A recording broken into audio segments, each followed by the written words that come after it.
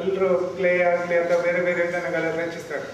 ನನಗೆ ಈ paper cup use ಮಾಡಿ ಗಣಪತಿಯನ್ನು ರಚಿಸಿದ್ರೆ ಯಾವ ಥರ ಆಗ್ಬೋದಂತ ಒಂದು ಮನಸ್ಸಲ್ಲಿ ಒಂದು ಬಂದಾಗ ನಾನು ಕಲಾ ಪೋಷಕರಾದ ಮನೋಹರ್ ಶೆಟ್ಟಿ ಅವರನ್ನು ಸಂಪರ್ಕಿಸಿದೆ. ಈ ಥರ ಮಾಡೋ ಪ್ಲ್ಯಾನ್ ಇದೆ ಸರ್, ನೀವು ಸಪೋರ್ಟ್ ಮಾಡಿದ್ರೆ ನಾನು ಒಂದು ಪೇಪರ್ ಕಪ್ನಿಂದ ಕಲಾಕೃತಿಯನ್ನು ರಚಿಸ್ತೇನೆ ಅಂತ.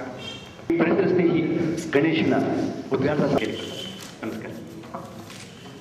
ವೆಂಕಿ ಪಲಿಮಾರ್ ಅವರ